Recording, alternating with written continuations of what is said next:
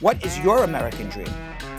My American dream is for Trump to be out of office and for we build bridges, not walls. My American dream is to own my own business and just thrive and be wealthy. My American dream is the NFL. My American dream is to get a brand new president. My American dream is that we collectively recognize each other as human beings and that we don't pass judgments based upon color, but we pass judgment based upon accomplishments.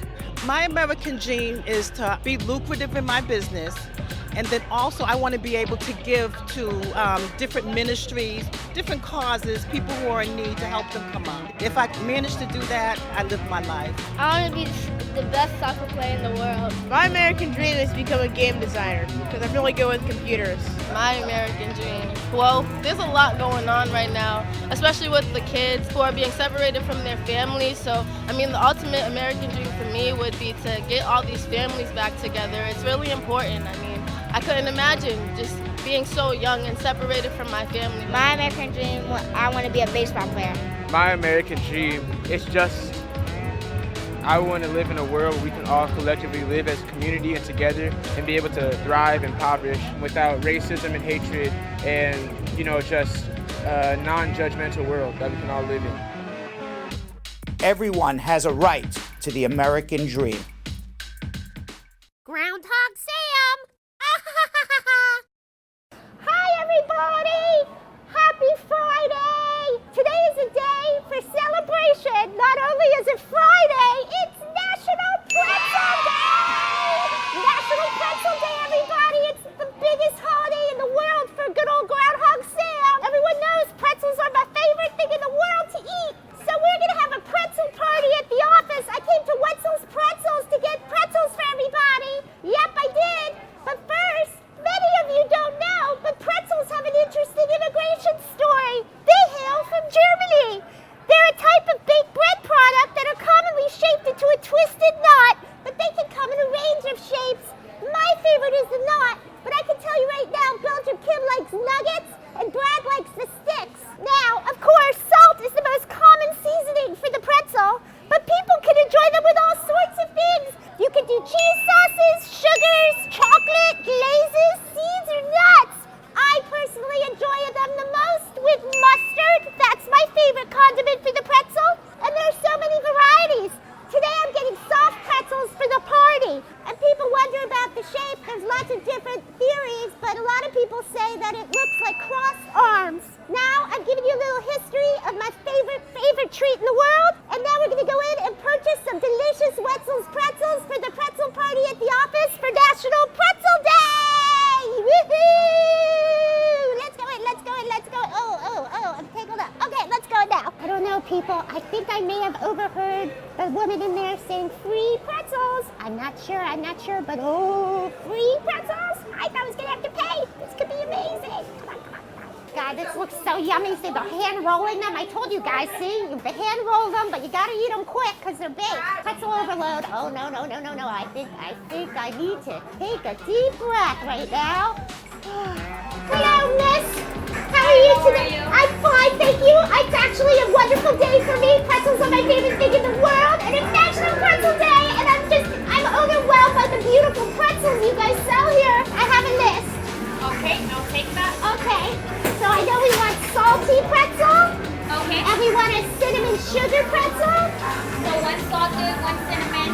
And we're hoping, of course, as well for some sauces. We have 2 cheese and 1 jalapeno. Okay. I think the executive producer might like a large lemonade, please. You got it. Thank you. Seriously, I've never been in heaven before this. It's so delicious. You like pretzels as well? Okay, bye. Thank you so much, kindness. Have a wonderful day. Have a good day. May the pretzels always be with you. Napkins. And now, time to go. Bye-bye. Bye-bye. Thank you again. Happy National Pretzel Day. Thank you, everybody. I mean, I can't even with the free pretzels, and they were so nice at the pretzel place.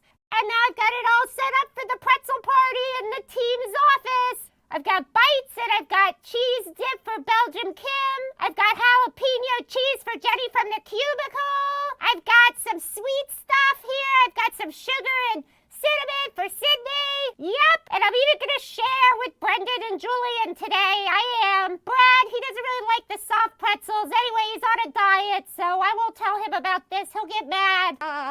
Okay, but before we get this party started, real quick, did you miss yesterday's episode of Brad Show Live? Well, in case you did, Abadir spoke more about mandamuses and what you can do if you've been waiting over a year for your green card interview. And then Jonathan went out on the street to do another installment of Gratified Marriage. Guess what? This couple passed. Amazing. And now is the time you have all been waiting for. It's time for Brad Show Live, starring Brad Bernstein with co-host Belgium Kim and Jonathan Yo-Yo Elias. Enjoy. Happy Friday. Hey, gang, it's Pretzel Party time. Get in here before I eat it all.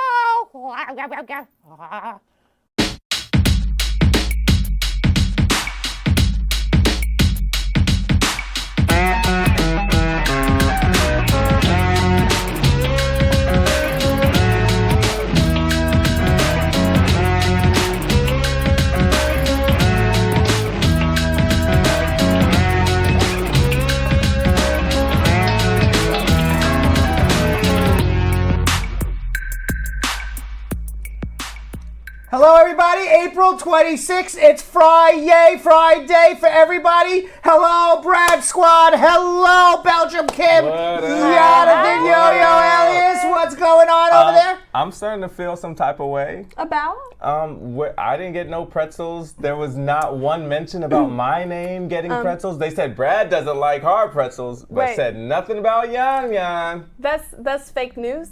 That's fake news because I got to the studio 30 seconds before you did. Why was that, Jonathan Elias? Wait, what? Why did I get into the studio today 30 seconds before you did? I don't know. Because you were eating the rest of my pretzels. Oh, so I'm supposed to get the scraps. Oh, okay. Groundhog Sam, right? Apologizing in our Yes. ear. Apologize. Now, I want you to know something. Nobody even told me anything about pretzels until I just watched it just now. That's true. You didn't actually get a pretzel. Nobody even came to me and said, hey, do you want anything? I'll be honest. You know who ate your pretzel? Who? It was two people. Groundhog Sam. Yeah. And if I had to take a guess, Julian the TriCaster You know, guy. you would think, but it's not, because he's Really? the worker outer of the group. It's Jenny from the cubicle. Really? Jenny from the cubicle. You see, you know, I think, I don't know this for a fact because I don't watch people eat lunch in the social media room. You know, I come in around 11, say hello, we have our meeting, I leave, and I don't really see you guys really unless I kind of walk through. Right. So I don't see them eating lunch or anything, but my guess is that the biggest eater would be Julian the TriCaster guy. That would be my guess. Right, because he is, because I could see him like eating like nonstop and never putting on weight. Unlike myself, who like had like one scoop of vanilla ice cream last night and then put on, you know. You had a scoop of I did. Oh, you did? I did. Yo, Brad. I did, Brad. yeah. I will tell you, it's still not as weird as Julian the TriCaster guy, who has been made fun of relentlessly for bringing entire turkey legs to work for lunch on a fairly regular basis. Like we're at the Renaissance Festival. Wait, what? Is he like bringing out like a big, like I guess, literally like a huge leg, like the size of like a human, ginormous turkey leg. But it's an actual turkey. But it's a turkey leg. And then he's eating, just like, am I right or am I wrong, Julian the TriCaster guy? Yeah. He's not responding. Now we not stay responding. silent. It's real. He's probably eating right now. Meanwhile, I am the same weight as yesterday. Sad to report. After I. Well, this is true. Thank you. Julian the TriCaster guy said he did bring in a turkey leg once. He did. Does he do it more than one time? He's done it more than once. Yes, absolutely. he loves the turkey leg. Julian the TriCaster guy. So. That is right. He is like, he thinks he's the king of the group over here, right? He is king of the group. Yeah. He spits it at us sometimes. Yeah. Okay, that's too far. Right. I went too far with it. Let them eat cake, he says, right? Exactly. So meanwhile, I am doing the Brad Challenge. I've had a rough start since Easter. It's really what it comes down to is you just have to say no. Once you start having a bad habit, what I've learned is it comes back again. And I really, you just have to say no. No to the bread basket. No to the dessert menu. No. When the dessert menu comes, you say, I don't want to look at the dessert menu. If you're eating at home and your kids say, hey, you want a cookie for dessert? No. Oh, or let's say you have a daughter by the name of Gabby and she says, oh, Dad, look, I just brought this Entenmann's cake. No. And Entenmann's is your weakness. It is my weakness. You do love you some Entenmann's. You need to watch that Beyonce Homecoming Netflix you just special. You literally have to say no to it all. Because of what you see literally when she starts right after her pregnancy, she had, like, her face is huge. Like, her body is huge compared to what Beyonce is. She did a no carb, no alcohol, no sugar. That's what you have to do. Like, diet. That's what you have to do. Basically eating ice cubes. That's what you have to do. You got to do it. Just got to do have it. Self-control. All right, so let's put up the Brad challenge. I challenged myself and anyone in the Brad squad. Nobody picked me. Nobody's keeping up with me. Or people said they were going to do it, but then they dropped off. But I'm still doing it. I've challenged myself, plus the squad, to lose 10% of their body weight in 6 weeks. I've had an up and down, but right now I am still 176 and a half. I don't know, nothing to cheer about. 3.5 pounds now in 2 weeks. But that also means that ice cream didn't do anything. Well, because I was dieting all day. Oh, okay, right. So you broke even. I broke even. I was dieting all day. I really watched what I ate all day. And then I ruined it with like a whole scoop. Well, it was more than one scoop. And, they had like a whole. They had like a How whole. much of the like, whole pint did you have? They had like Brad? a whole. Did it have chocolate syrup? I had like a little chocolate syrup on it. Maybe. Were there sprinkles? Were there? You just gotta say no. All right, just say no. What? Did you enjoy it? I did enjoy it, See, but this then, is what life should be about. No. No. No. It is short term. It's short term enjoyment because you enjoy it at the moment, and then whatever joy you had for those 5 minutes of eating it is ruined by the sheer disappointment in yourself. Right, because right now I'm so you're disappointed. suffering I'm from suffering last night. Right, I'm still suffering from last night because I said to myself, "Shit, I gotta go and tell people tomorrow I didn't lose any weight." You know, but I will give you, your props for at least coming clean and letting us know. That's true. You've been very upfront. I'm gonna be very upfront. It's very hard. Yeah. Because I love food. Yes, I can do without alcohol. Yeah. It's hard to do without food. I say no to saying no, Brad. I mean, Levon D. Tucker says, treat yourself. Thank you. Yeah. All right. And with that, Belgium Kim and Jonathan Yo-Yo Elias. Oh, wait a second. Wait a second here. I have something here. We've been having some fits and starts with this. We have. All right, but today we're going to get to know one of our members of our Brad Squad. In the card here, it's the Brad Squad Spotlight. We're renaming it now. Mm-hmm. Brad Squad Spotlight. Who are we going to learn about today, Belgium Kim? We're going to learn about First Lady Hewitt. First Lady Hewitt. Her real name, First Lady Hewitt. Not First Lady? It's not First Lady. Oh, man. She thinks she's the First Lady, but her mother thought her name should have been Tamika. So her name is Tamika Hewitt. She lives in Fort Lauderdale, Florida. We have some pictures of Tamika, First Lady Hewitt. We sure do. We do? Somewhere? We can never seem to get this thing going. Belgium Kim. On. What? We can never seem to get this Brad Keep Squad talking. Spotlight. People don't want us to know about. I think the TriCaster doesn't want us to know about the Brad Squad. Here's the thing, Brad. If we had already been talking about First Lady Hewitt for a little bit now, they would maybe already found the pictures and put them up. You know what I'm saying? Maybe. Like instead of we're going to put up pictures of First Lady later, but she was born in Jamaica, and she now lives in Florida for 15 years. She is 37 years old. Yeah. She has 2 children. I wish we had a picture to show, because that's what makes this all fun. But she is fun. She loves to make people laugh. She is very kind because she's a Virgo. So she is into astrology as well. Yes. She saw Spar and Bernstein on her Facebook page, and she used to read all of our success stories, and she hopes to put hers up one day as well. After not being successful at her first interview and second, she didn't have a very good attorney.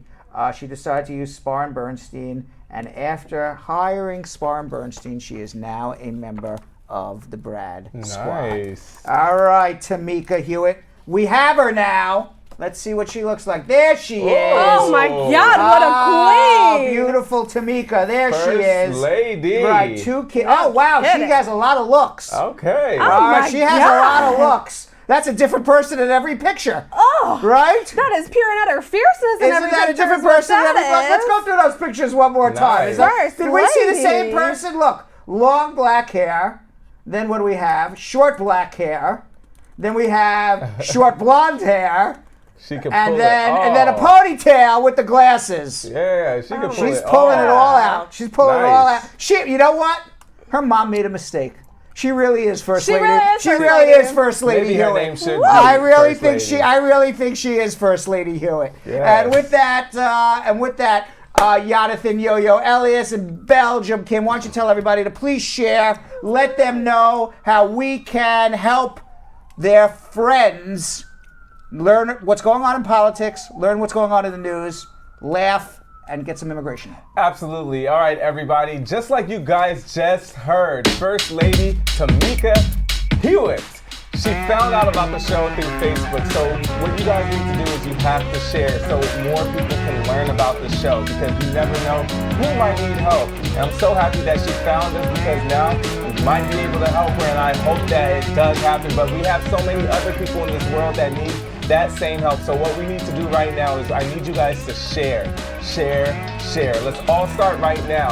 I feel like sometimes Facebook plays with our sharing, but if we all do it right now in the beginning and just get it all out, it might work. So let's share. Press that share button, the little arrow, and share it to people's pages, private pages, also groups, and then also remember private instant message, because we want to make sure that it gets out to everybody any way we can. And you can also start a watch party. I did that yesterday for the first time. I'm gonna be truthful. I did it for the first time, and I showed everybody, all the people that logged on to mine, because it comes on to my page, and all my friends get a little ding saying, oh, there's a show on. So you guys can start a watch party. It's an easy way to do it too. Just press that share button, and down it'll say watch party. Start a watch party. And also interaction. We love to hear what you guys have to say. Thank you guys so much for all the compliments that you always give us. But also let us know what you guys think about the stories we talk about. Like, love, sad face, happy face, mad face, wow face, whatever you're feeling, let us know, all right? And now, what are we gonna do on YouTube, Kim? On the YouTubes, you guys need to first hit that share button. It's gonna tell you that you can copy the link, and then you get to copy that link and send it over whatever messaging platforms you guys use. Whether it's group messages, everybody is in at least 10 groups these days. I have like 28 WhatsApp groups I'm a part of right now. Send the link to all of them, to all of your friends, people that you haven't talked to in a while, to let them know where they can get free answers to their immigration questions, because it's about to go down. Also, make sure to hit that thumbs up. Do it with me right now, you guys, because it makes Brad feel good. So, hit that thumbs up. It does. It puts a smile on my face. I told you guys. When you see all the hearts and thumbs up coming along, it's great. He loves it. I love it. So easy. I'm so easy to please, right? So easy to please. So hit that thumbs up. See how happy even talking about it just made him? And the other thing that's going to make him very happy is if you like and subscribe us across all our platforms. On YouTube, make sure to hit that subscribe button along with that little bell, just like that graphic, because that's what's going to give you the notification every time we go live. And now, the time you have all been waiting for, which you didn't know you were waiting for, but you're definitely waiting for it now, it's Schmoozing with Brad. That's right, Schmoozing with Brad. And don't forget to do those watch parties. They're really cool. You got it to show me yesterday. I'm going to start one today, Brad. Yes, please do it. So we're starting with some unfortunate news. The Housing and Urban Development Secretary, who Ben Carson. Yeah. He is famous for ordering a brand new $35,000 desk. That's right, I remember that. He needed to sit. His old desk was no longer good. Right. Yeah. He needed to sit in front of a $35,000 desk. Now, HUD's responsibility is to make sure people have roofs over their head, to help people who can't afford housing, especially in high-rent urban neighborhoods like New York, San Francisco, Miami, LA, to help people put roofs over their head. Yep. Yes. Get people in homes and off the streets, obviously. Right, obviously. So there is approximately, according to HUD, I have no idea if these statistics are right or not, but according to HUD, there is 25,000 families in public housing who have mixed status. Okay. What they say as mixed status is that one member of that household, it could either have a green card or be a citizen, and the other member of that household is something other than a green card or citizen. They could be on a non-immigrant visa, they could be out of status, but they are have something less than permanent resident status. Got it. Those 25,000 people will now no longer be able to get public housing in the United States, and that includes Section 8 vouchers, which we hear about all of the time. Yeah. Under a current rule that is being proposed, it is not law yet, but it will shortly become a law. Those people who live in Section 8 housing, who have one person's a citizen or resident, the other person's out of status, maybe even a pending adjustment of status, right, but has something less than a green card, they are no longer going to get Section 8 vouchers. Oh my They will God. automatically become ineligible for any housing benefits if one member of their family living in the house is undocumented. That's disgusting. Under the new system, every family member's immigration status is now going to be screened. How they're going to figure it out is that every member's immigration status will be screened under the Department of Homeland Security's systematic alien verification for entitlement system. It's called SAVE, if they are under 62 years old. Wow. If you're over 62 years old, they will not kick you out. Okay. But under 62, they will.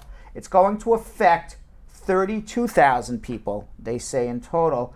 And what the Ben Carson is saying, who is the $35,000 desk, he can pay $35,000 for a desk, but can't give a Section 8 voucher to somebody who may have married somebody who's undocumented or in the process of getting documented. Oh my God. He says those families are going to have to choose between eviction or breaking up the family. Sheesh. That's basically it. Now, what he also argues is that most people will get evicted. They're not going to break up their families, and it's going to reduce the wait list for public housing for American citizens. Very few, my belief. Yeah. Very few are going to give up their public housing, Of this Section 8, course. and what it's going to do is just break up families. Because people who are in Section 8 or public housing cannot afford Where are another they type going to of go? housing. Where are you Exactly. going to go? The reason you're there is because you can't afford You got nowhere it. else to go. Yeah. Oh my God. So, it was in USA Today, I think, I forgot who mentioned it a couple days ago, that President Trump said that he wants to start targeting countries of people who overstay. Yeah. And I had said, I forgot who had mentioned it. It was a few days ago. It was in our host chat for a hot second. Right. And I said, well, I didn't know anything about it because it was in USA Today, but we now did some research on it. And President Trump says he does, in fact, want to crack down on people who come from countries that overstay. Now, Trump has ordered the Secretary of State, Mike Pompeo, and the acting Homeland Security Secretary, Kevin McAleenan. Yeah. McAleenan. McLennan. Kevin McLennan. Yeah. I think I got his name right now. To implement a broad series of punishments to countries that overstay. Now, the way that they're going to calculate the overstay, they're not going to calculate it by the number of people who overstay. They're going to calculate it, because you can calculate it 100 different ways. You can calculate it by how many people overstay in any country. You know, we have 20,000 from country A, 10,000 from country B. Right. We're gonna penalize country A and B. Right, because that's the most number of That was people. the most number of people. That makes sense. Okay. They can also calculate it based on the percentage of people who came to America versus the percentage of people who didn't leave from any particular country in any year. They can do it based on the number of visas given out to that country ever, whether the person actually entered or not. There's a lot of ways they can calculate it. Surprisingly, the way that they are calculating it is that they're calculating it in such a way that the countries that have the visa overstays end up being, Jonathan, surprisingly, Donald Trump's shithole countries. No. No, right? Surprising, right? Shocking. Shocking, right? So the countries that are going to face the sanctions are Afghanistan, Angola, Bhutan, Burundi, Cabo Verde, Chad, Republic of the Congo, Eritrea, Georgia, Laos. Eritrea. Right. Yeah, that's where my family's from. Djibouti, Laos, Liberia, Mauritania, Palau, the Federated States of Micronesia, Nigeria, Somalia, South Sudan, Syria, and Yemen. Those are the countries he will be targeting. How did they figure this out? These are the countries with the highest number of people who entered the United States on a visitor's visa and didn't leave. In terms of percentage. Got it. So, for example, they are going to use, for example, the Palau, the island nation of Palau, and the Federated State of Micronesia. Yeah. Okay. I don't even know where this is. No. Do you know where this is? I've never met anybody from this country. They had a total combined overstay. 13 people overstayed on their visa. 13 entire humans. 13 entire humans overstayed on their visa in 2018. Way to crack down. But they said that is at least 13% of the people who actually came from those countries. So maybe 100 people came from those countries, 13 overstayed. Versus 10,000 people from France overstayed. There it is. But will not do anything with them. Totally fine. Why? Because the country, if they do it by percentage, they're going to affect the immigration from countries where brown and Asian people come from. Right. Because if they did it by total number of visas, they would be affecting countries like France where white people come from. Right. So it's not surprising how you can manipulate math to make it look like you're doing something that is worthwhile when in fact you're just being a freaking racist. Right. Wow.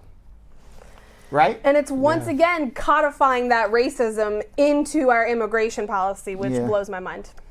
So, and this is based on people who are traveling on a B1 and B2 visa. So those countries are going to have some huge diplomatic issues with the United States. And most likely what is going to happen is that it will almost be impossible for people to get visas from those countries. Wow. Right. And but how long is that supposed to go for? I don't know. We have to ask USA Today. That's crazy. Two of the countries. I don't know. The leading authority on immigration. You understand my mom is from Eritrea, my dad is from Nigeria. I understand both of those countries are, that's crazy. Yeah. That's crazy. Meanwhile, North Korea, remember Otto Warmbier? Yeah. That's the guy who went in North Korea as a tourist. He tore down a poster in North Korea of Kim Jong-un. He got arrested for doing it. He was a college student or maybe a postgraduate college student. Yeah. He was jailed, tortured, beat up, and finally returned to the United States about 2 weeks before he died. 2 or 3 weeks before he died, he was returned to the United States. Yeah. Donald Trump claims it was because of his great negotiating skills that he was able to get Otto back to the United States.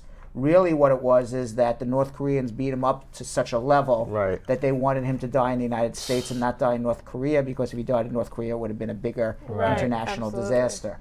So now he was a student at University of Virginia, actually. He was not a postgraduate. So now North Korea has billed the United States $2 million for medical treatment for Otto Warmbier while he was in North Korea. Now, Donald Trump says he's not paying the $2 million, but nobody knows for sure whether or not he actually paid it or not. Wow. And where this $2 million is going to, if it's going right back into Kim Jong-un's bank account or whatever. A U.S. official told ABC News that a bill was in fact given to an American team, but nobody can say whether any of the $2 million was ever paid to Kim Jong-un. That's crazy. Now, in fairness to Trump, President Obama did pay a lot of money to get 4 hostages back from Afghanistan, including one who was in the military and deserted the military. Yeah, Bo Bergdahl. Right. Yeah. So Obama did pay. He did. Okay. Yeah. But Trump did criticize Obama for paying. Right. It was one of his signature stances getting him into politics that he would never pay. He would never negotiate with terrorists. He would never negotiate to bring hostages back. But it is apparent that that maybe he did.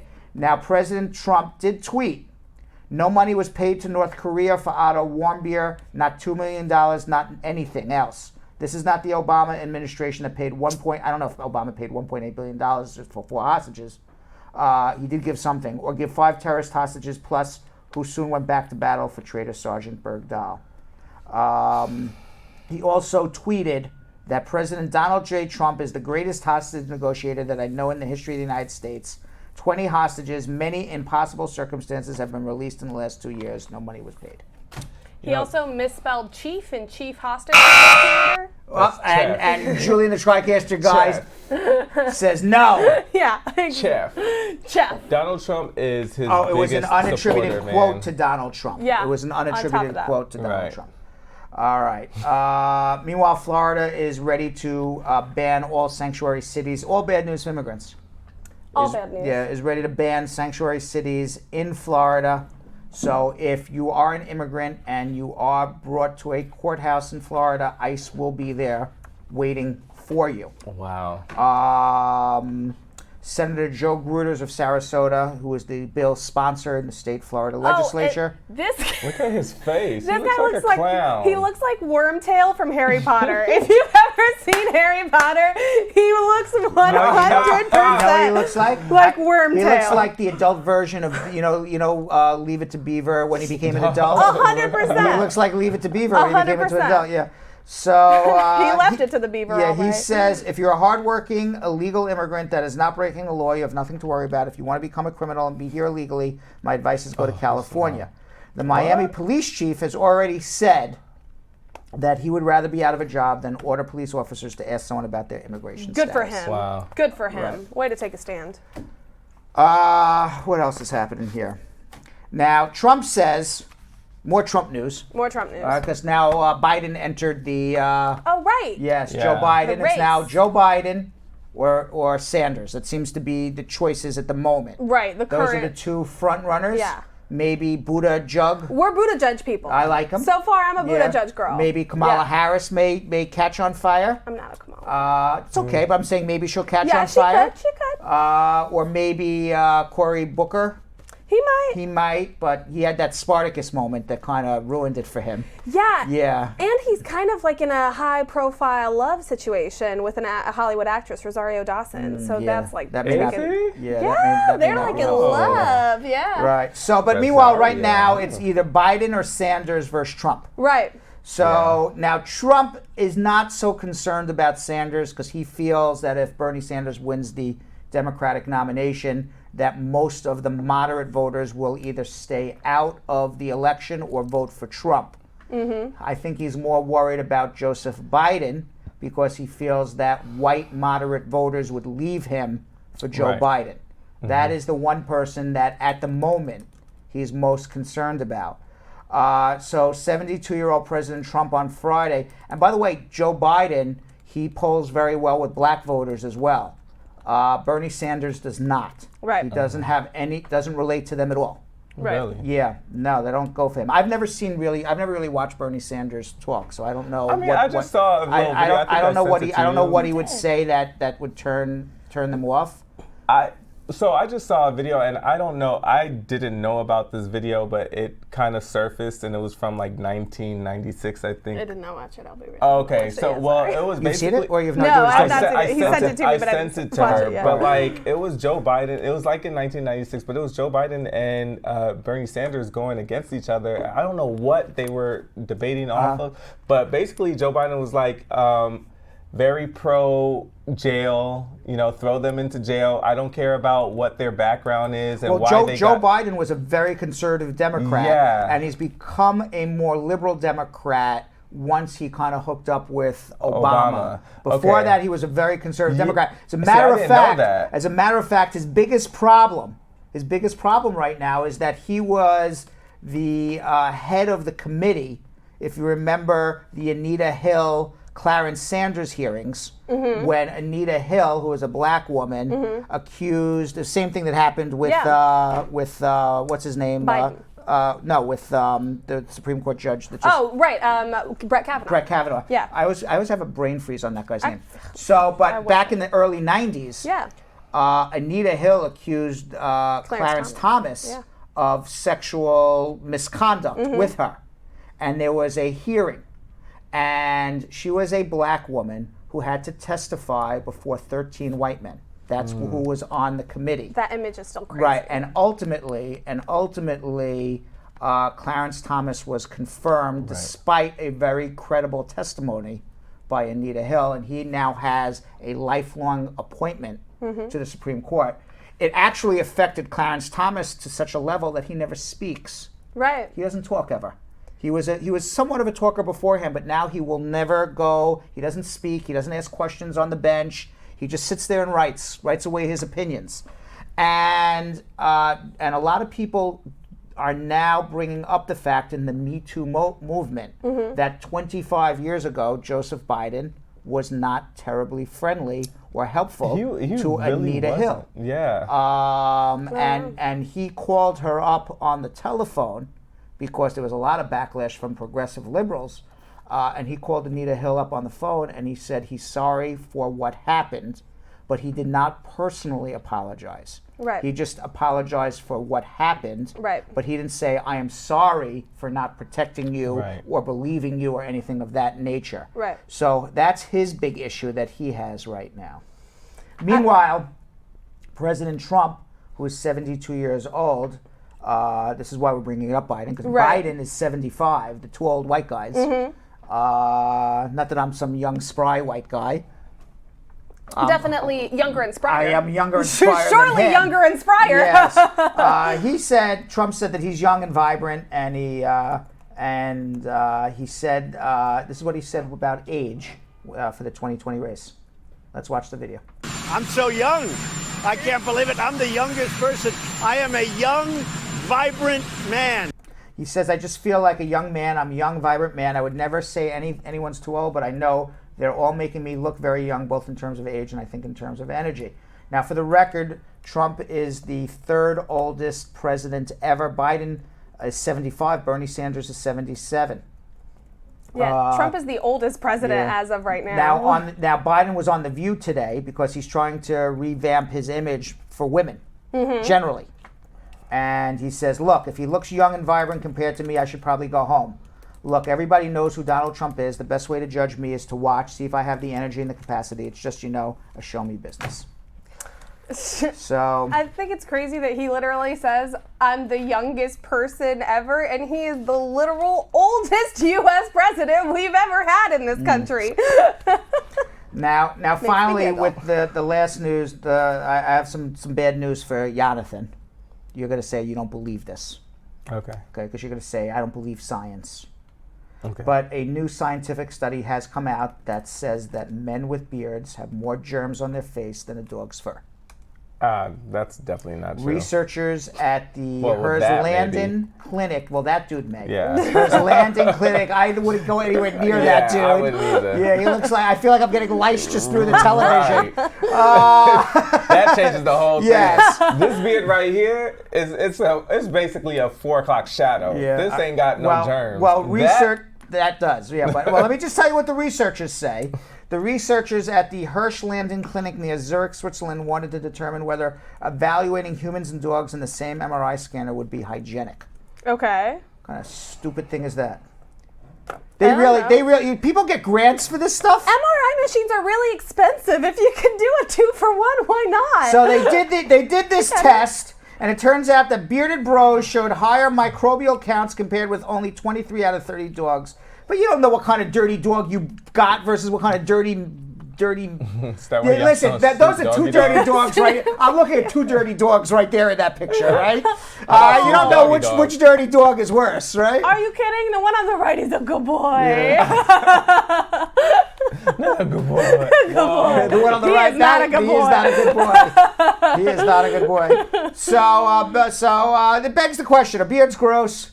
The beards have those beards are don't gross. Look very appetizing. Kim, So that looks like you're in the picture with that guy. Just like, That's me. How did you know? Yes. That's me. No. I do know this about beards. Yeah. And then I'll let you answer. I do know that most women do not like to kiss men with stubble because it hurts. Yeah, it's scratchy. It's scratchy and they don't like it. But most women also like men with beards because they think that they're sexier with beards. So I didn't used to. It was a very new development for me. I hopped on the beard lumber sexual wagon really late. So now I like a man with a beard I'm totally fine with. My boyfriend rocks a bit of a facial hair situation, but I don't know. I don't know. You know what that just tells me? What? Women are just indecisive. Yeah, that's 100% a fact. Very difficult beings. That's 100% a Very fact. difficult. I don't like the way your beard feels, but you better not cut it because I don't want to look at your bare face. I want beard, but very soft. Beard oil, just beard oil, and it's fine. That's how every woman is? I can't speak for every woman, but I will happily speak for myself. All right. Well, this is weird. I just saw this in the news, and this is weird. Police say that 2 men and a woman broke into a Philadelphia hospital. Okay. And they stole $450,000 worth of colonoscopy instruments. Maybe we should have saved this for Hump Day. $450,000 worth of colonoscopy. What are they going to do with $450,000 worth of colonoscopy? Begs the question. Jonathan, a pretty interesting night. Yeah, that's going to be a fun night for somebody. But I'm glad I'm not there. Somebody who likes SOS. Right, but not me. No. No. What kind of party is this? Yeah, Jill is like, how is a colonoscopy sexual? Well, I don't know. It goes up your tuchus, so right. I don't know why else I don't know why anybody else would want that. Wait, are you telling me that when any man goes to get a colonoscopy, there's a slightly sexual element? Well, you did say that our prostate was I had a colonoscopy. I was knocked out. Yeah. I don't remember anything. Oh, well, maybe you should have. I woke up and the doctor says, you look beautiful. That's all I know. I said, thank you very much. Can I go? He said, yes. I did get pictures. I didn't want to see it. You did not? You didn't get pictures? You did get pictures? Yeah. You didn't want to see it? Yeah. So Anna K. Moxham, that's probably true. It's going to be sold to an illegal clinic. Which is probably what's going to happen. I mean, that makes sense. I don't think that they're really going to have fun. Yeah, you guys don't worry. We don't really believe they're going to have a colonoscopy party at their house. Not me. I didn't think that. All right. So any event, Belgium Kim and Jonathan Yo-Yo Elias, we have some immigration questions we got to answer. Can you let everybody please tell them to please share? We don't have enough viewers. It is a Friday. We want to help as many people as we can while I stretch and get ready to answer some immigration questions in about a minute or so. All right, Brad Squad, this is the time where you gotta get to work before we get to work for you. So what you need to do is hit that share button. The first thing we want you to do is share it into private messages. Big old groups that you're members of within those private messages, a personal inbox, somebody you haven't talked to in a while. Hit them up and let them know that we're gonna be answering 3 immigration questions right now. Also, make sure to start a watch party. Jonathan did it yesterday. I'm going to do it today. You need to do it too because that's where you get all your friends to come in and have a conversation with you. It's delightful. Make sure that you like and subscribe to the page because if you don't like and follow our Facebook page, you won't know when we go live. And it's never exactly at 5:30, so you really want to get those notifications. Also, make sure, one last thing, we want to hear about everything that you're thinking and feeling. We had some pretty crazy situations over the phone yesterday. We think that we'll probably get some today as well, so make sure to tell us exactly what you're thinking and feeling as we go through this. YouTube, you guys are not off the hook. What do they do, yo-yo? On YouTube, you guys are also going to share, so make sure you press that little arrow where it says share as well. Copy that link. copy the link and you can post it anywhere. You can post it straight to your social media platform, or you can post it in a WhatsApp group. So you guys already know what the WhatsApp or a GroupMe group is. I just want you guys to put together a group of people that you think that might benefit from the show, or might just be entertained from the show, or might know people that might benefit from the show. And you guys can keep on adding people. Like, let's not just use that same group. Add people every day, anybody that you meet, and post that link inside that group, all right? And of course, don't forget to subscribe and click that little bell so you can find out anytime we come on. Sometimes we might just upload a video that you might need to, see. And it's always very entertaining. So I want to make sure that you guys get notified every single time we do that. And also, of course, interaction. We'd love to hear what you guys have to say. And we will be answering your social media questions soon. So you guys can type your little questions in the comments section. And lastly, everybody that's watching, especially the new people that are on, press that thumbs up. All right now. And next, we are going to our next segment where you call Brad. And he's going to answer some questions with Getting Answers. Call with the immigration questions. All right, we have Sandra in Utah. Sandra. Hello. Hi, Sandra. Hi, Brad. I'm calling on behalf of my friend. Okay. First, 2 questions. Yes. She married to a citizen, but could she put in the I-130 allowance because he don't ready for the tax papers and all those stuff? She can put an I-130, but it's not going to help her at all until she can file the adjustment. So if his tax papers aren't ready, why don't we just get a second affidavit of support from somebody else? Okay, she can do that. Yes. Okay. And next question: our daughter is going to be 15 next week, and she wanted to go to for 18. Well, he can file for her and the daughter because the marriage happened before the 18th birthday. Okay, so he couldn't come up and go to school here? No, but he can file an I-130 visa petition for the 15-year-old, and he can file an adjustment for the wife with an affidavit of support from a second person. Okay. And then the 15-year-old will be here at a little over a year with a green card, and then can do whatever they want. Okay. And if you need help, hold on 1 second, okay? Hold on 1 second. Let's go to Andrea in Orlando, Florida. Andrea. Hi, Brad. Good evening. Good evening. How are you? I'm fine, thank you. Quick question. I filed for asylum in January. Right. I've been here since 2017. I didn't know about asylum, but my social background. But one second, Andrea, if you've been here since 2017 and you filed for asylum in January 2019, that means that you filed for asylum more than 1 year after you came to America. They're not going to accept your application. Yes, they did. They sent me the receipt, and I went to do my biometric because when I came here. Where are you from? What country am I from? Yeah. I'm from Jamaica. Okay. And do you know why you filed for asylum? Yes, I do. Are you free to share with us, or you'd rather not? I can. Okay. I can. Okay.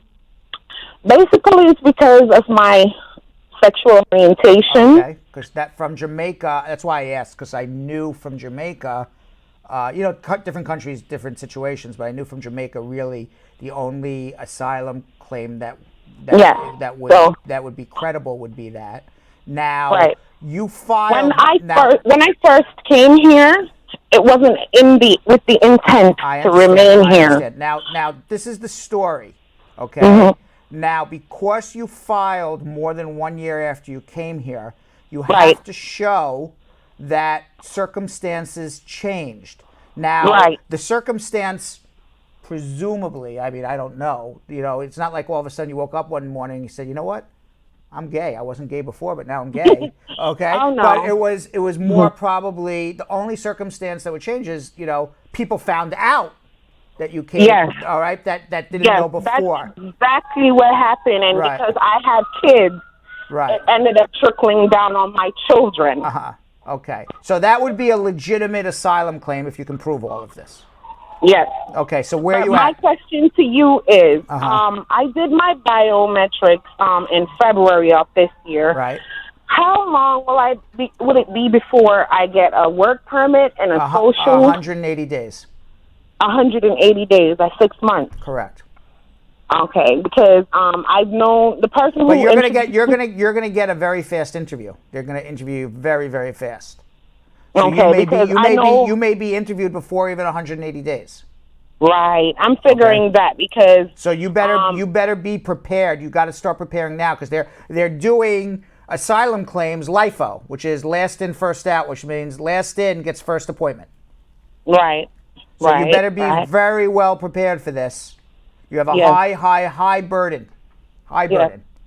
Yes. All right. So so I would be more worried about your interview than your work permit because your interview is going to come before 180 days most likely. Okay. All right. Okay. All right. Hang in there. If you need help, hold on. All right. Yes. Let's go to Mark in Baltimore.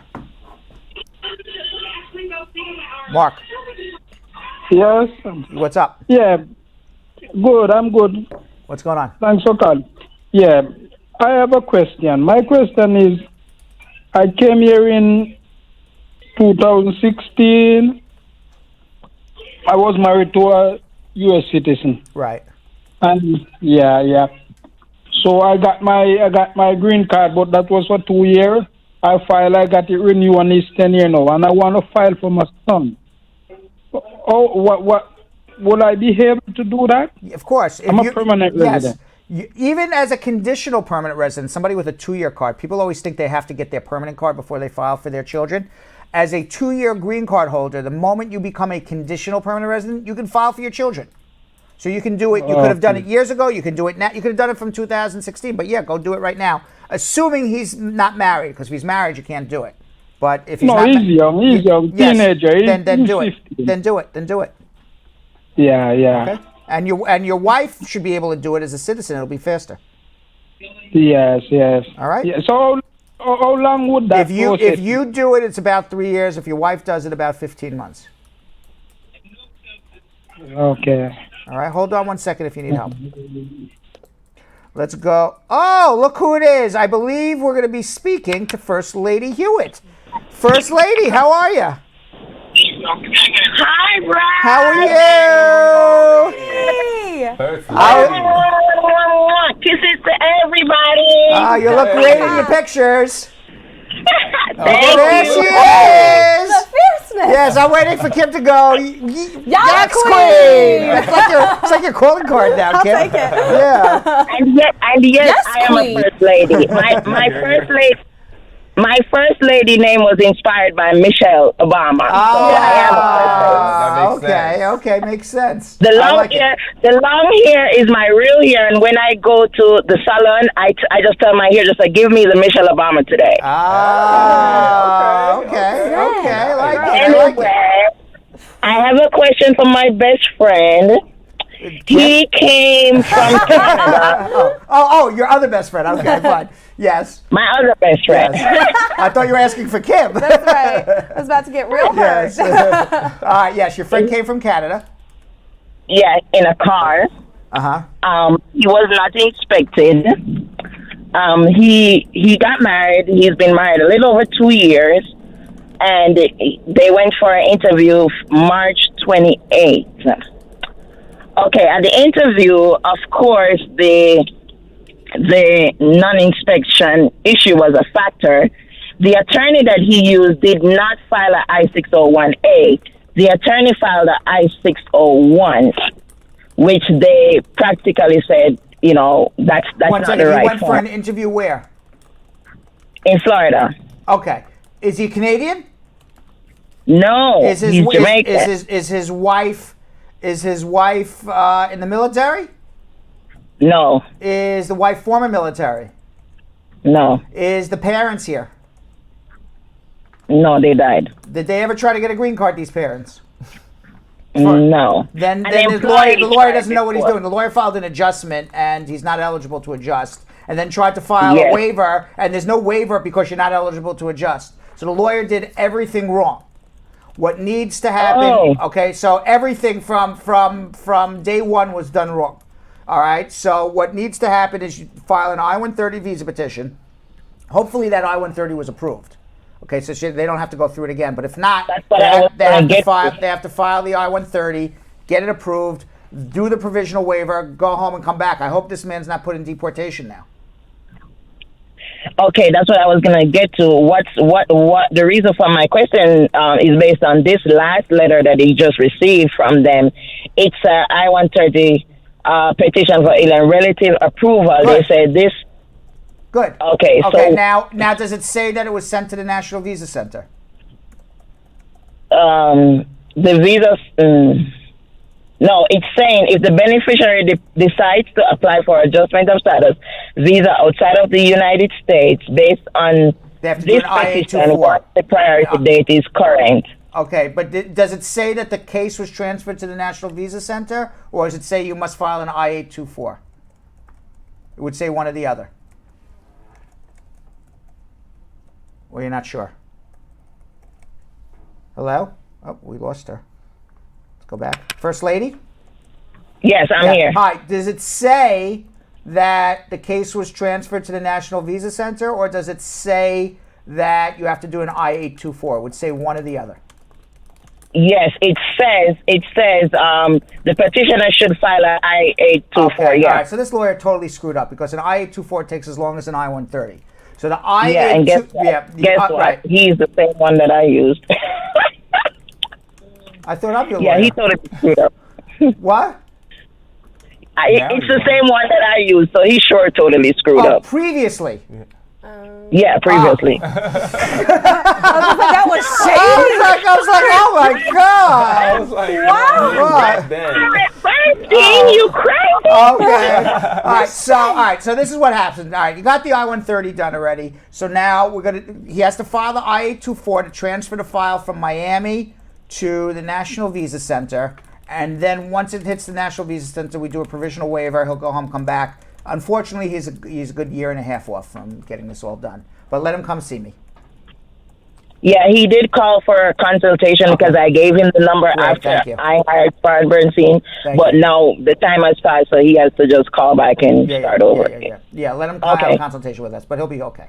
You just wait. Okay, thank you. Love you. All right, First Lady. Bye, First Lady. Bye, Lady. All right. No, because she said I'm her attorney. Right, and then so then she's like, he's used the same. I'm like, what? Yeah. Oh no, he's not in good hands. He's the same dude I used. Yeah. But it was the prior one. I was sweating. Right, I'm like, I didn't make that dumb mistake. Sweat a little bit today, y'all. All right, let's go to Peterson in New York. Peterson. Yeah, good evening. Good evening. Yeah, I have a question to confirm regarding my immigration status based on I have a work authorization with advanced parole. So I want to know what kind of confidence I could have, like it could guarantee me to leave the U.S. or travel for emergency visits and come back. But if you have, so I don't know how if you have an adjustment and the advanced parole and your adjustment is pending, unless you commit a crime or something, or you're coming back to the United States with drugs in your bag, you'll be allowed back in. Just don't stay out for too long. Okay. Right now, my case started on a marriage-based status. So I was treated so horribly in my marriage by my wife, but we couldn't continue because I was almost getting depressed. Well, then that's a different story. So you're discussing, you want to see about the possibilities of a VAWA case, an abuse case.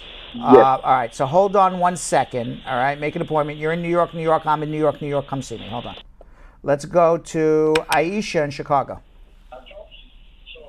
Aisha. Yeah. How are you? I'm fine. What's your question?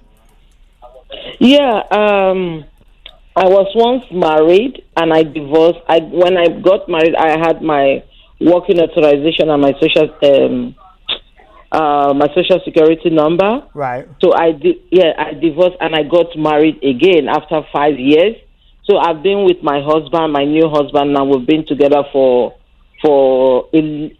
11 years, but we've been together for our marriage is 3 years now. Right. So he's a green card holder. So he's a green card holder, 4 years green card holder, but he filed the I-130 for me. I've been approved of the I-130. Good. So when did he file the I-130 for you? When did he file the I-130 for you? He filed the I-130, I think, in 2016 when we got married. Okay, so are you out of status right now? Yes, I'm out of status because my working authorization for my first husband, I cannot use it to work again. Where are you from? I'm from Nigeria. You're from Nigeria. Okay. Yes. So you need to do a provisional waiver now. They are processing cases May 15th, 2017. So your visa is available. You just got to do a. You just have to do a. A provisional waiver before you go home, or you'll have a 10-year bar.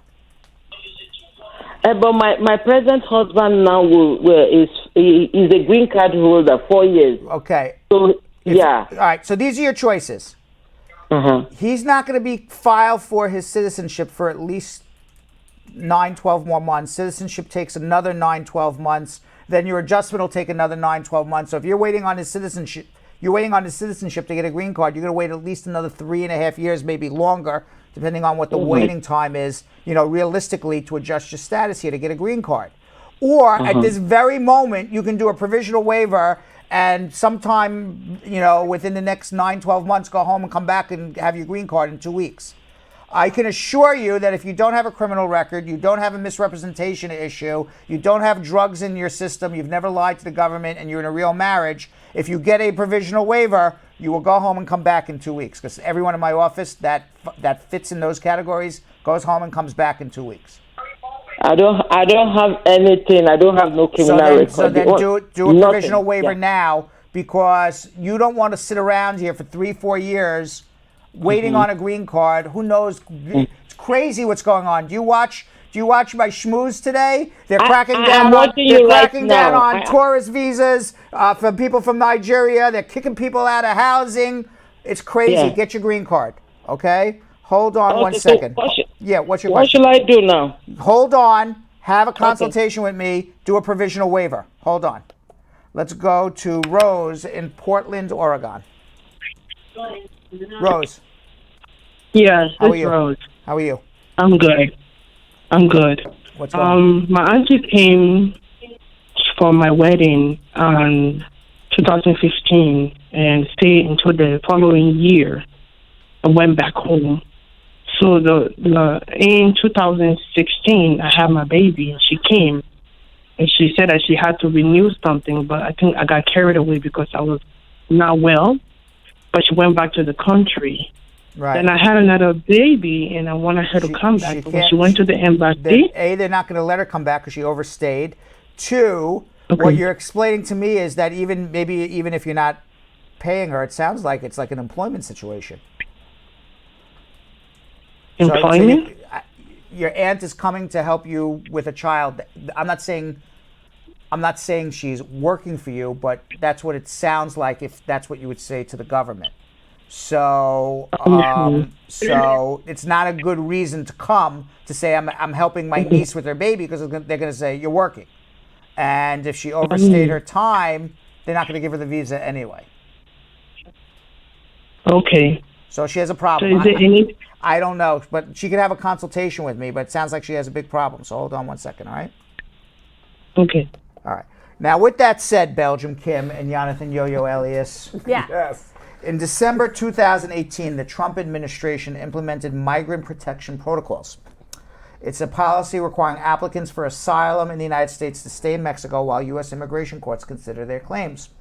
Now, on Monday, April 8th, Judge Richard Seaborg of the United States District Court for the Northern District of California issued an injunction against Mr. Trump's protocol, saying that the president did not have the power to send people who had asylum back to Mexico to wait on their asylum hearings. Our very own Miami field producer, Anna Azcona, was pleased to hear about Judge Seaborg's ruling. Let's watch. Hey friends from the Brad Show Live, I'm Anna Azcona. judge puts a stop to the Trump administration sending migrant asylum seekers back to Mexico. Federal Judge Richard Seaborg in California said Trump can no longer send migrants who are seeking for an asylum back to wait in Mexico in between their court hearings. The policy known as the Migrant Protection Protocol resulted in more than 600 asylum seekers being sent back to Mexico. The judge's new rule requires the Trump administration to allow asylum seekers to remain in the U.S. after their next court hearing, because sending asylum seekers back to Mexico to wait until they can prove that they really need an asylum fails to protect them. It's about time someone put a stop to the Trump administration trying to get rid of immigrants instead of trying to help them. These asylum seekers don't want to leave their country. They don't want to come here and have to work twice as hard. They prefer to stay home. But unfortunately, due to the circumstances and the danger that they live in, they try to escape their homeland.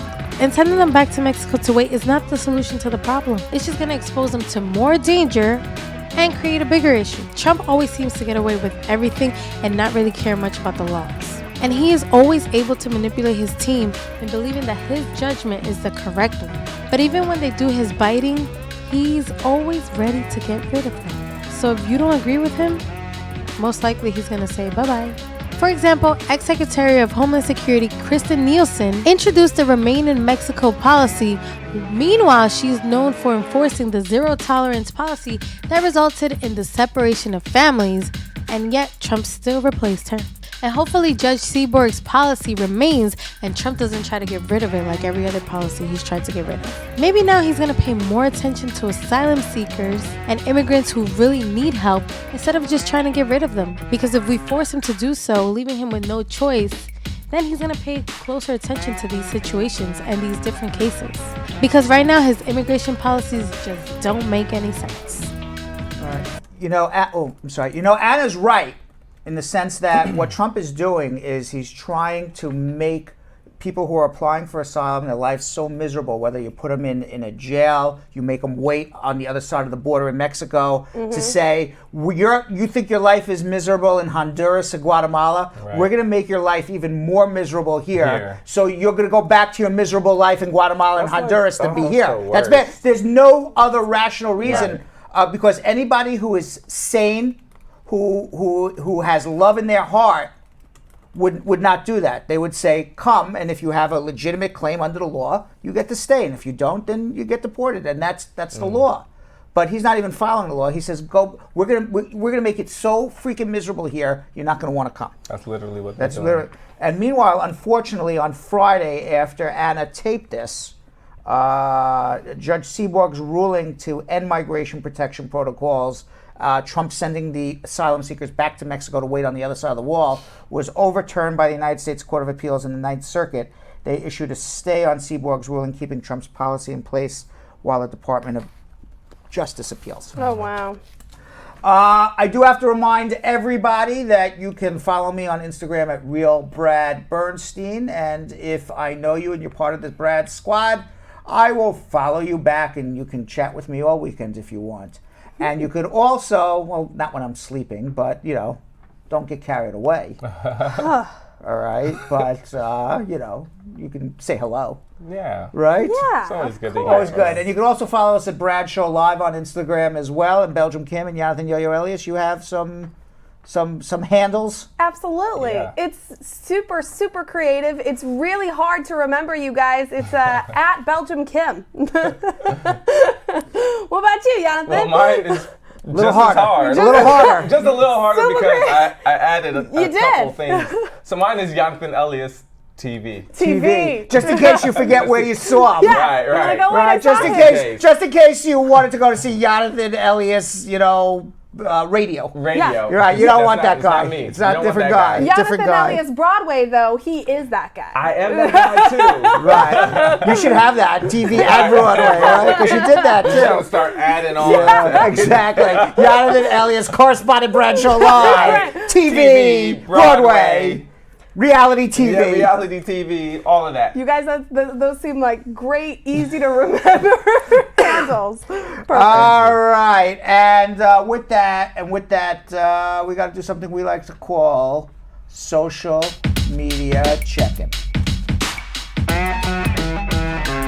All All right, what do we got? All right, our first one comes from Duchess May saying, what can be done about an abusive marriage and the spouse moving out and not communicating with the partner for... I feel like we said this yesterday. The VAWA case. You file an abuse case. That's what has to happen. Okay, maybe they asked again. Yes. Hirosana says, I'm American. Maybe I'm in America. I go on an interview, U.S. Embassy, Malaysia. They gave my son a visa. And my wife, no. I checked online. Immigrant visa is still administration processing. They move here case 4 time now, for almost 5 months. I don't understand what you're saying. I don't understand. All right, try to read it and then figure it out. Let's go to Belgium Kim. Il Parachute Regiment said, my friend got married in the U.S. on a B1, B2 visa. He only went to the U.S. for 15 days and got married and then returned to the U.K. Now my question is, 1, can his wife put in for a permanent resident? And 2, while his application is ongoing, can he still travel back and forth to the U.S. and back to the U.K. on his B1, B2? Those are all possible misrepresentations. He would need to have a consultation with me. All right, I'm going to let Belgium Kim read try that Decipher, one. I got you. I'm going to go to the next one. All right. Eric Bald Now, in Jonathan's defense, Belgium Kim does have a Facebook to English translator. I do. On her computer. Deep in my finger. Right. Jonathan, we have to give you the Facebook to English.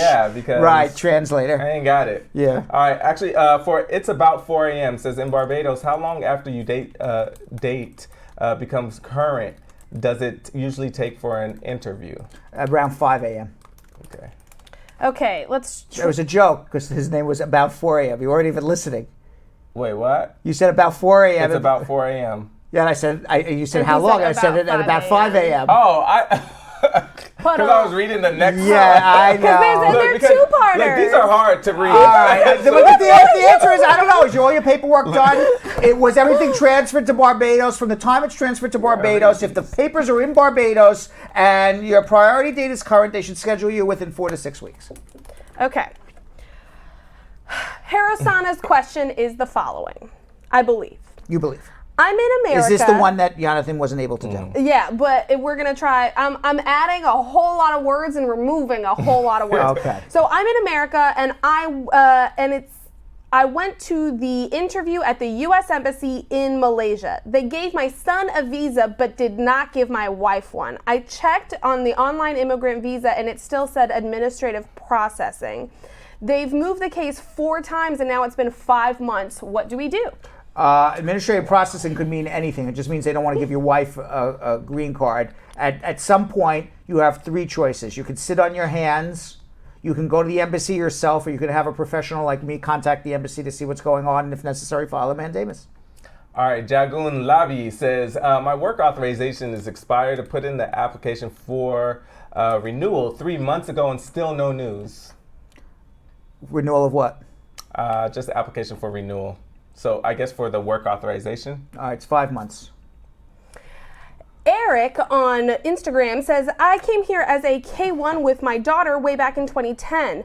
I got married to my fiance in June of that year, and unfortunately we separated 3 months after the wedding. Now I'm still working on my divorce, and I've got a new girlfriend, and we have a wonderful daughter together. My girlfriend is a U.S. citizen. Is there a possibility to change my status through my girlfriend? No. If you come on a K1 visa, you can only adjust your status through the person, the spouse who brought you on the K1. So if you married that woman and you get divorced and you didn't get your green card and you marry a second woman, that second woman cannot adjust your status. Now you have 2 choices to get a green card. Choice number 1 is there's something called matter assesse. Matter assesse is a Board of Immigration Appeals decision that says that if you came on a K1 visa and you got married within the 90 days, you are eligible for your green card, despite the fact that you are now divorced or separated from your first wife. So you could file, in theory, an adjustment application based on matter of assesse and get your green card, based on your first marriage. But you need an affidavit of support from your first wife. So either she signed one and it's somewhere in your house and you just never filed it, or 2, you filed your adjustment application with an affidavit of support, but she withdrew the case, that affidavit of support is still valid. Or 3, you contact her and have her sign an affidavit of support now. If not, then you would marry your girlfriend that you have this beautiful child with, file an I-130, do a provisional waiver, go home, come back, but be prepared when you go home to prove that the first marriage and second marriage are legit. Obviously, the second one's legit because you got a kid together. But they're going to ask a lot of questions about the first one. All right, Shireen says, hey, Brad, what documents do I need to send in with the N400? Do I need to send photo ID and my divorce degree, but still waiting to mail it to me? Just submit a copy of your green card. That's it. And fill out the form. And you bring all your other documents to the interview. Mary said, I'm asking for a friend. Her American citizen boyfriend wants to get married to her, but she's 14 years older than he is.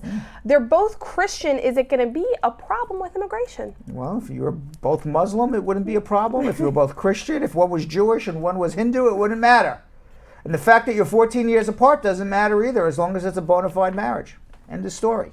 You live together, don't worry about it. Will immigration question it a little more and say, boy, this is unusual that a woman 14 years older? Yes, it's unusual, but it's not unheard of. And certainly, I just read in the newspaper, I think 2 days ago, that there was a 71-year-old professor in Princeton who was marrying his 26-year-old student, who was a Rhodes Scholar. So they're like 40 some odd years apart. And she fell in love with him. She was the one, apparently, according to the article, she didn't need a green card, she's American, right? Who propositioned him for a date. Wow. He must have had some lecture. Big brain on him. Yes. Okay. He must have had some lecture. I didn't mean that. Why would you do that? Right. Maybe he has a big brain. Okay. We're gonna move on. If it was Wednesday, you could take it another way. I didn't even mean that.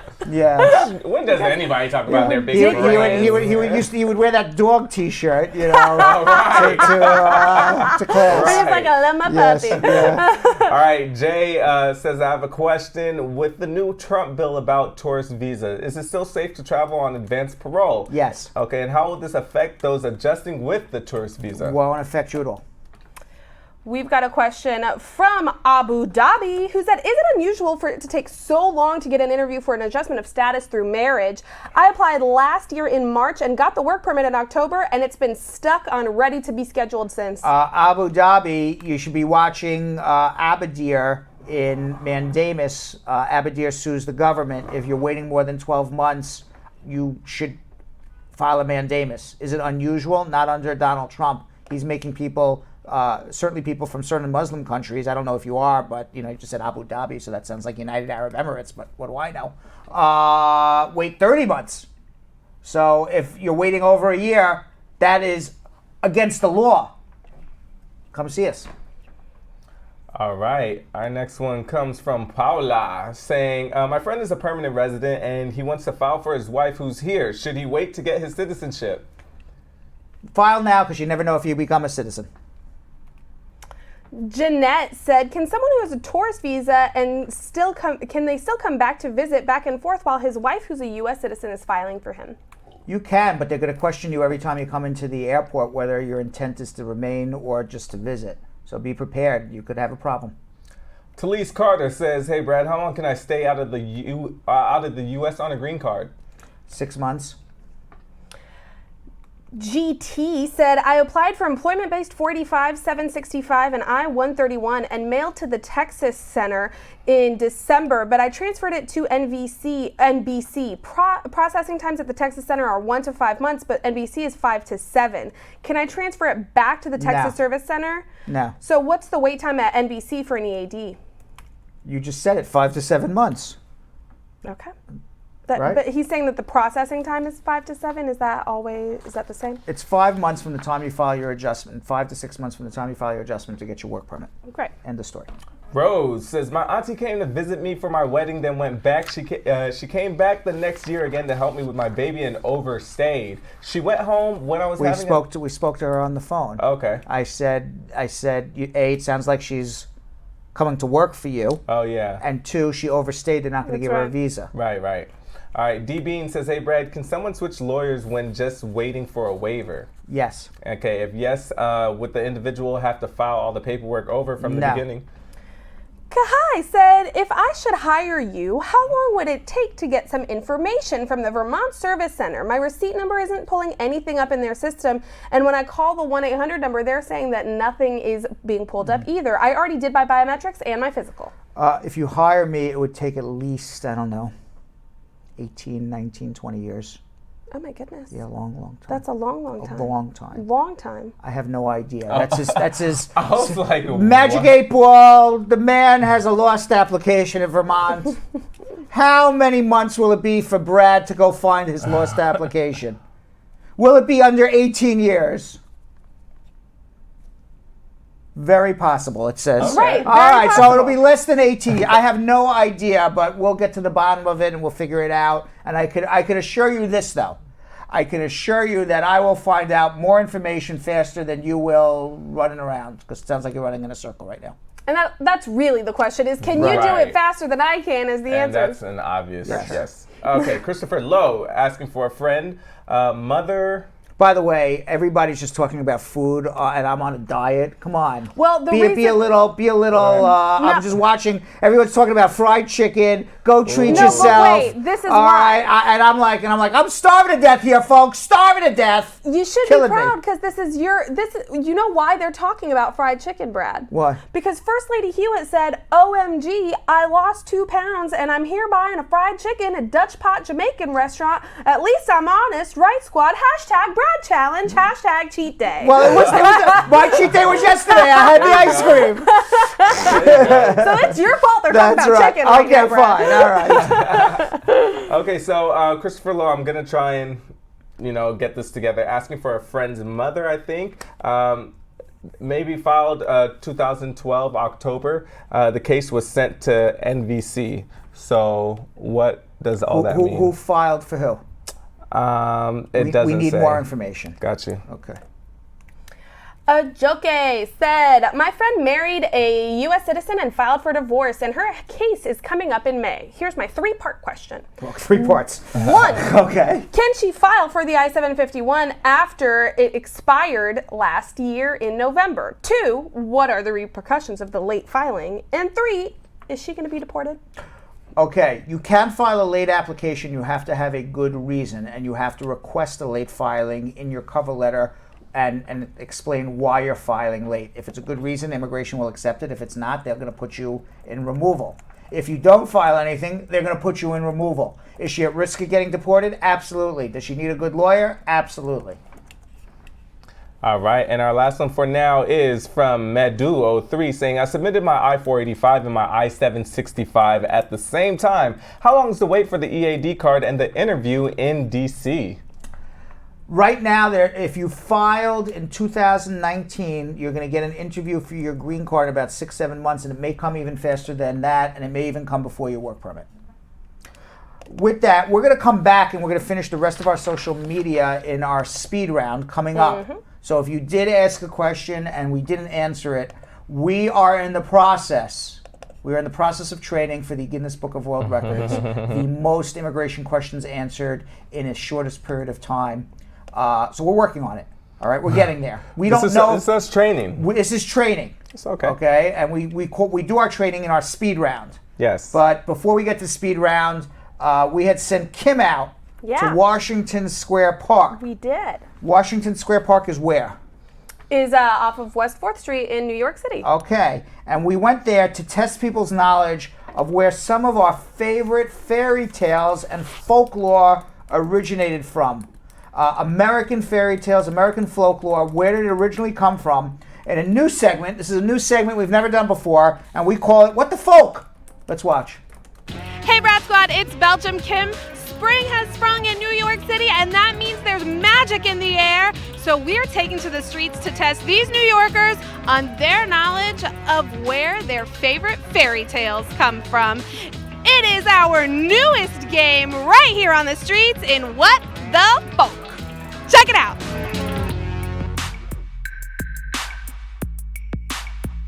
Mulan is the story originating from A, Japan, B, China, C, Korea, or D, Vietnam. Oh no, we're already rubbing the temples. Japan. Is that your final answer, Wendy? Yeah. A, Japan. All right, Brad Squad. This game just turned roommates versus roommates. B, China, and it was originally a play written by Zhu Wei. X-U-W-E-I. I got you. Our very first story is Mulan. China. Oh! You don't need to hear guesses or anything. No, because I'm Chinese. I know where my own story's from. Yes, Queen. Absolutely. We got 1 point in the bag over here. The story of the very first warrior woman who took her father's place to go to war first appeared in Chinese texts in the 11th century. And today, Mulan is still one of the most famous fairy tales in China. She slept and slept and slept. God bless her. I'm jealous. Sleeping Beauty. Was that story from France, Spain, Italy, or Norway? Wendy? Norway. Oh, that was quick as hell. I have no clue, but I'm going to say Norway. Yeah? Norway just feels right. It just feels right. It just feels right, yeah. Sleeping Beauty, she's from Norway. Yes. No? Yeah, we'll say Norway. Whatever. Norway. Norway country. Norway is a good country. As opposed to all the other ones that are not good countries. I'm going to say France. I trust think you. it's France. I trust you. European. For sure, It's European. First of all those options were European, so definitely. Yeah. It's definitely European. I think it's Italy. You guys are the first ones who have gotten that right today. It is Italy. It's Italian. Oh no. The original Sleeping Beauty did not have 3 overprotective fairy godmothers, but she did come from the mind of Italian storyteller Giambattista Basile. Is The Little Mermaid in A, Denmark, B, Sweden, C, Norway, or D, the Netherlands? They're all pretty exotic. I have absolutely no idea. The Netherlands? I'm gonna go with Norway again. The friend off camera said just go with Norway again. You know what happened when you listen to your friends, Wendy? They're wrong? They're wrong! They're wrong as hell! If they were right, they would have participated. Is it Denmark? Denmark. What do you think? I'm thinking Denmark. Denmark? I'm not sure. I don't mind either. We can do either. Yeah, let's do Sweden. We'll do All right, Sweden. I guess we're doing Sweden. What's a sad place in Europe? Sweden. We'll go Sweden. Oh, you guys. We were close. It's Denmark. You straight forgot about Denmark. You're like, it's definitely not that other one. Poor Denmark.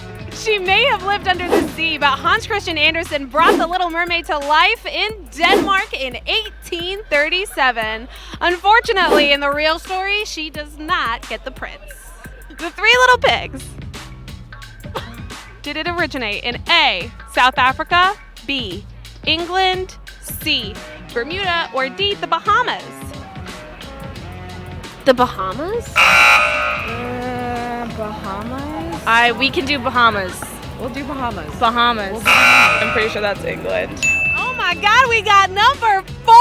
It's England. Oh! We're gonna go with Bermuda. Bermuda, I like it. You guys, go with your gut. It's England. It was England. Oh, Megan speaks up in the back like, oh, it was England. Duh.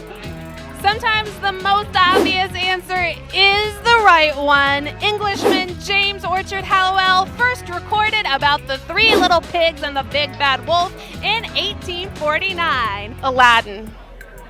Is Aladdin from A, France, B, Israel, C, Iraq, or D, Syria? John's head just dropped. Why did your head just drop? Because I love Aladdin and I don't want to get it wrong. Can we phone a friend? Yeah, sitting out. Where's Aladdin from? France. Sitting out did not get it correct. Wait, what? Syria? Yes! Oh my God, yes! Yes! Syria? Absolutely right! Syria, yes! Yo. Syria. These girls are on fire, y'all. It's Syria. That group is going real unhappy right now. Oh, now they're nice. We stand for this. We are supporting you. That was not like that when the camera was not on them. Aladdin is one of the tales in the Arabian Nights, the Book of 1001 Nights, but it's actually not included in the original Arabic text. It was added to the collection in the 18th century by the Frenchman Antoine Galland, who attributed the tale to a Syrian storyteller, Yuwenna Diab, who gets credit for the story today. Is Cinderella from A, Germany, B, Greece, C, the Galapagos Islands, or D, Ghana? Obviously, wait, repeat. A, Germany, B, Greece, C, Galapagos Islands, or D, Ghana? We're gonna go with the first one, Germany. The whole thing with the shoe, you know, it was like supposed to be fur, but it was translated badly, and then it became glass. Yeah, Germany. I think it's Germany. I think it's Germany. She's making a face. I don't know if it's Germany. I have no faith. All right, let's do Germany. Oh, like I want it to be Ghana, but I don't know. Germany? Is Cinderella from A, Germany? Yeah. B, Greece. Wow, Emma's like done. Yup, no problem. Answer's A. Germany. Yeah. Germany. We feel so. Y'all say It's Germany. gonna be like- I'm gonna pick Greece. I'll pick Greece. Separate option. We're together. Okay, fine. Well, I'll pick Germany. Megan, don't let your friends drag you down, girl. It's absolutely Greece. The very first version of Cinderella dates back to 7 BC in Greece. Greek geographer Strabo told the story of Rhodopis, a Greek slave girl who marries the king of Egypt. Wendy, is Beauty and the Beast originally from France? Belgium. Excuse you, I have lists. Yeah, you want to just out? Wow, she doesn't even want to hear the rest. I don't want to hear the rest. What? It's probably a mistake, but I'm saying France. Beauty and the Beast, is it from A, France, B, Belgium, C, Haiti, or D, Zimbabwe? I'm gonna say it's French. I'm gonna say Belgium. Megan with all the answers over there. I will say France. It is because in the song they're like bonjour, bonjour. Okay. I don't know if they speak French in Belgium too. I think they speak multiple languages in Belgium. Okay, we're gonna go Belgium. I'm picking France. I want to go ahead and give some props to Emma. They do speak French in Belgium. My name is Belgium Kim, and I am from Belgium, et je parle très bien français, c'est ma langue maternelle. So absolutely we speak French in Belgium, so thank you. All right, guys, how do you feel like you did? Not good. Really? No, we didn't do so hot. What about you individually, Megan? I was on fire. A, France, B, Belgium, C, Haiti, or D, Zimbabwe? I think it's France. It sounds like it's Absolutely well done with 5 whopping points, and maybe I think the best of today. Ladies, you killed it. Beauty and the Beast, or as I grew up knowing it, La Belle et la Bête, was first written by French novelist Gabrielle Suzanne Barbeau de Villeneuve, who published it in 1740. All right, Brad Squad, thank you so much for playing along in our newest fairy tale game. Even though magic was in the air today in Washington Square Park, it's safe to say that these New Yorkers were not up to par on their fairy tale and folklore knowledge on our newest game, What the Folk. Let us know how you did down in the comments below, and until next time, Brad Squad, see ya! Meanwhile, Kim, it looks like you were having way too much fun out there. I had a blast. Like, what the fuck, Kim? What the fuck? What the fuck, Kim? I had a blasty blast. And fun fact yes. about how What the Folk came about and Yes. how that name came about. Yeah, how did it come about? So on his very first day, we took our new guy Brendan out, and we don't have a nickname for Brendan yet. So right now it's just his government name. But we took him out, and I literally yelled at him as I was doing the intro. I was like, we don't have a name for this yet. And I said, new guy, what's the name of this segment? He goes, What the Folk? And I was like, wow. Great. That's it. We're like, that's the winner. All right, maybe that's Brendan's name. New guy. No.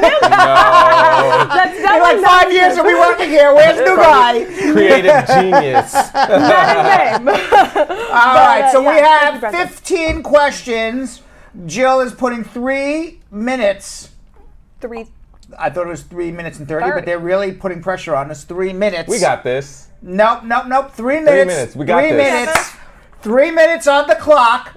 Now, Julie and the TriCaster guy, do not start the clock until the first question starts getting answered. Okay. I mean, asked. Asked. Okay. Okay. Ready. Ready. I'm ready. I can go. Okay. Who's going first? I'll go. Okay. Ready? Go. Paula.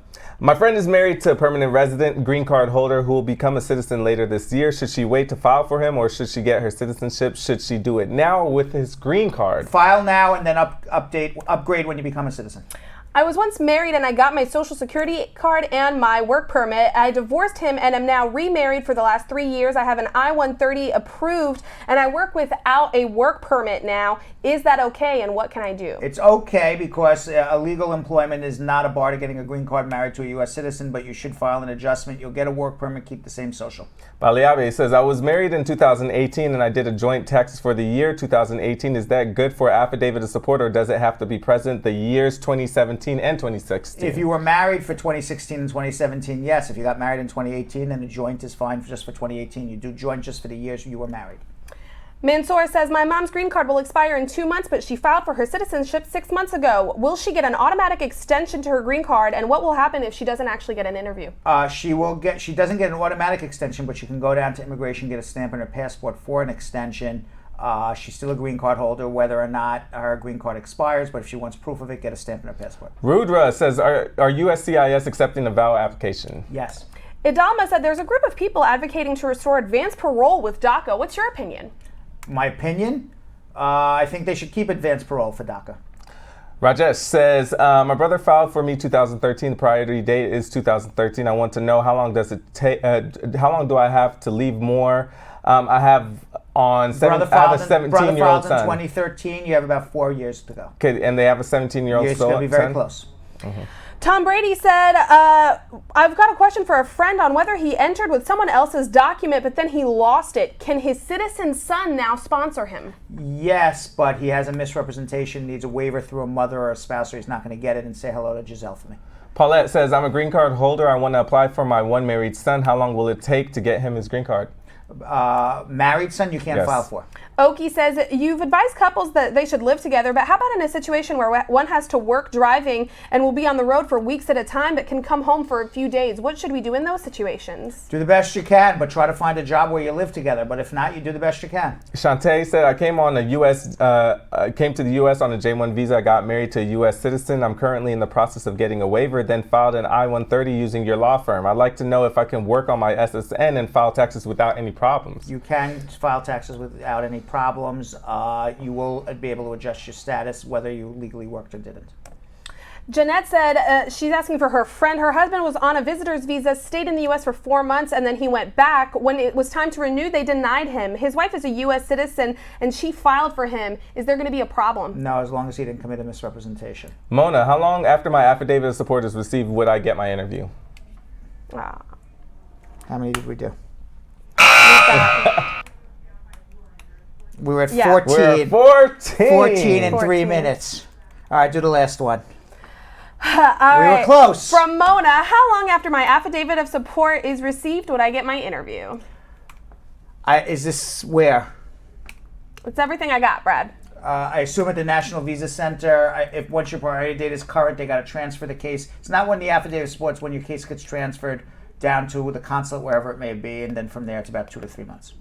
Now, during our speed round, we received another 5 or 6 questions. What's your stance on those? So you want another speed round? I would like another quick 5 questions, and I'm really sorry. All right, 1 minute. Thank you.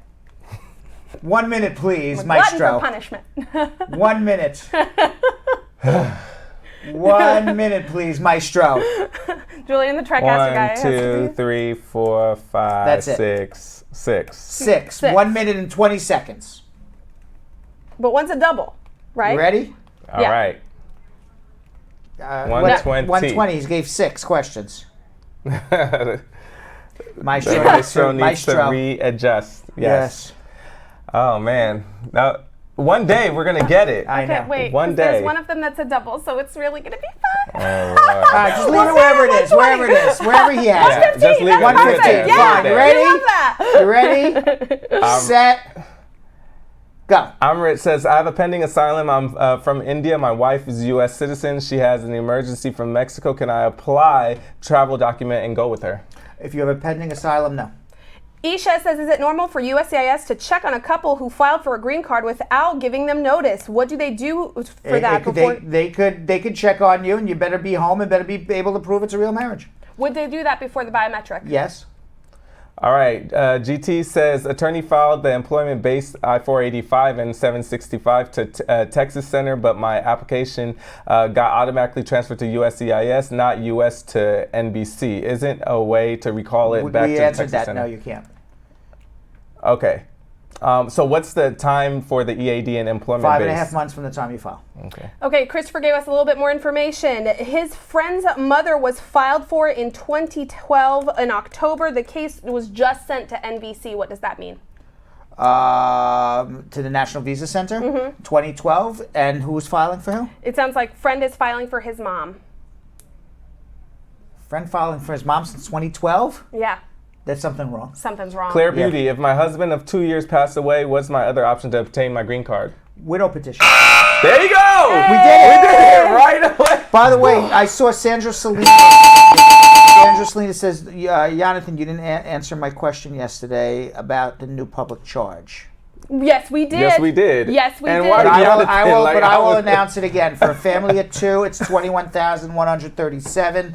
For a family of 3, it's $26,662. For a family of 4, $32,187. Family of 5, $37,112. Family of 6, $43,237. And with that, we got you, Sandra. See? That's right. We got you, girl. We don't worry about you, Sandra. We got you, baby. We take care of you. That's we take us. care of you. Well, and mostly him because he has the answers, oh, yeah. but also us. Yeah. Also, he pointed that out to me. But that's how we roll. That's how we roll. Comments of the day. Comments of the day.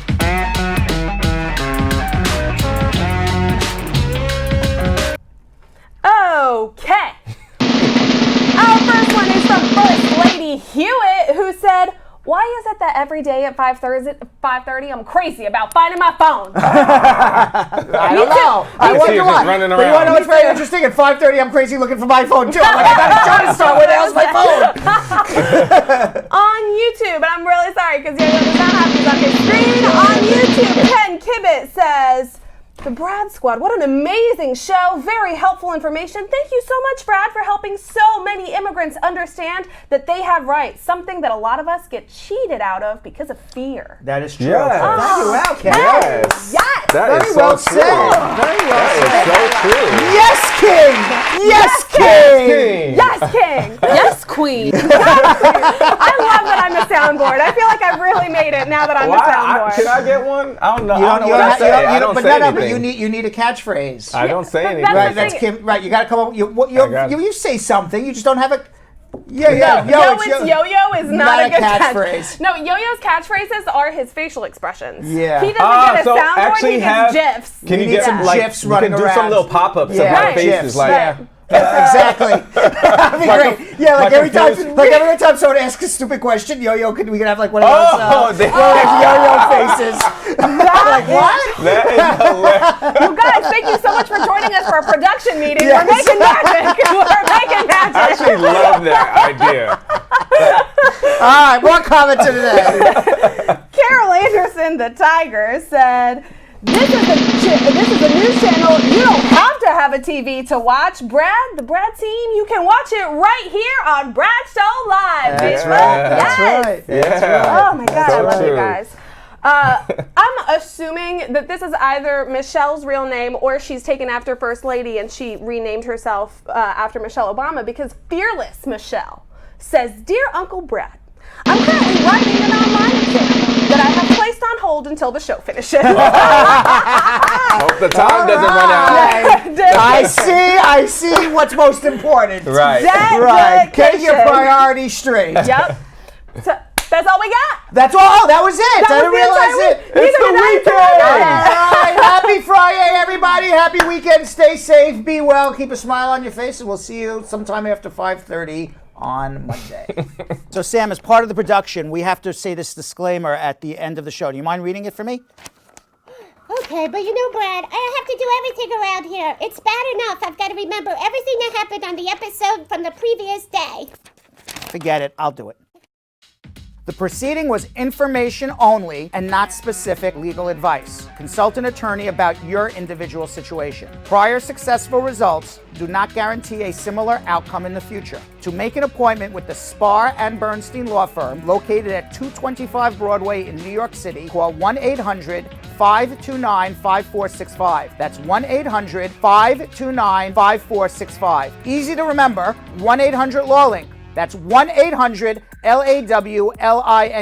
Once again, make a call to 1-800-529-5465. And of course, link up with the law offices of Spar and Bernstein, located at 225 Broadway on the 5th floor. If I were you out there, make the call, make the link, make the connection, make it Spar and Bernstein. 1-800-LAWLINK. That's 1-800-529-5465. And now, conveniently located in Hartford, Connecticut on 1 Congress Street. Visit us in Connecticut or in New York at 225 Broadway. That's 1-800-529-5465. 1-800-LAWLINK. 1-800-529-5465.